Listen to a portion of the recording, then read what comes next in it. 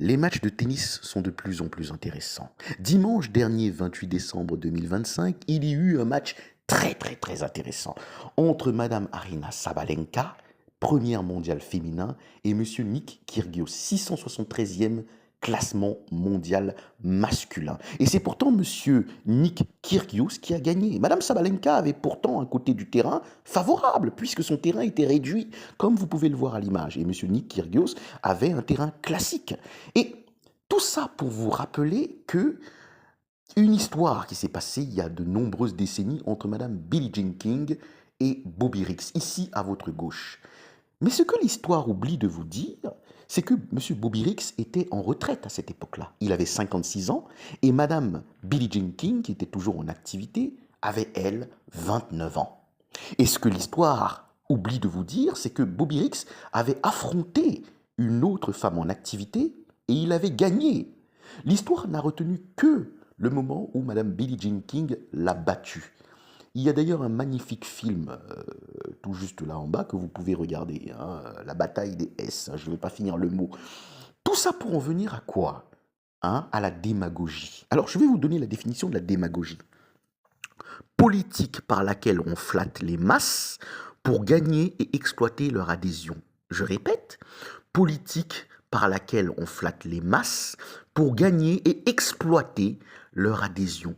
Les gens se plaignent d'être manipulés, d'être trompés sans cesse, mais pourtant, ils participent à la démagogie. Regardez les commentaires concernant Madame X. Allez regarder les commentaires de football féminin. Et vous allez vous rendre compte qu'il y a des gens qui disent oui, le football féminin est mieux que le football masculin, que les joueuses simulent moins et font moins de fautes, hein, ou ne font pas de fautes du tout. Laissez-moi vous dire, moi qui regarde de temps à autre hein, le football féminin, hein, la Ligue 1 Arkema, la D1 Arkema, hein, il y a énormément de simulations et de fautes. Donc, il faut arrêter de dire n'importe quoi aux gens pour les manipuler et leur faire croire certaines choses au lieu de leur dire la vérité. Parce que si ce match entre Madame Sabalenka hein, et Nick Kyrgios était de façon égale, Madame Sabalenka aurait eu un terrain similaire, le même que Monsieur Nick Kyrgios. Et là, on aurait eu un avantage. Et c'est pareil dans les échecs. Beaucoup de femmes acceptent de jouer que entre elles au lieu de jouer avec les hommes. Et ça, c'est terrible. Et c'est terrible pourquoi? Parce que dans le classement mondial des échecs, il y a eu rarement une femme, et je dis bien une seule, dans le top 100 du classement mondial des échecs. Vous voyez là où je veux en venir? Jouez avec les meilleurs et vous deviendrez meilleurs. Voici mes 3 plus belles découvertes de l'année 2025 en termes de séries. Elles sont toutes d'Apple TV. Oui, Apple TV sort de très bons trucs.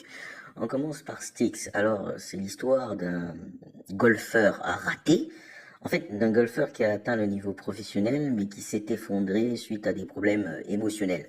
Et il prend sous son aile un jeune homme qui est plus doué que lui à son âge. Je ne vous spoile pas. Pluribus. Comment vous expliquer cette série? Disons qu'il s'agit d'un virus ou d'une technologie extraterrestre qui prend contrôle de plus de 99% de la population terrestre. Le reste essaie de s'en sortir comme il peut. Je ne vais pas vous spoiler, mais elle est géniale cette série. Voici une troisième série dont j'attends la saison 2 avec impatience. Il s'agit d'un homme qui travaille dans la finance, un trader si vous voulez, et qui se met à tout perdre, ou presque, et il se sent obligé de s'attaquer au bien de ses proches afin de redorer un petit peu son luxueux train de vie. Elle est pas mal cette série aussi. Alors vous avez de l'humour, de la science-fiction et du drame.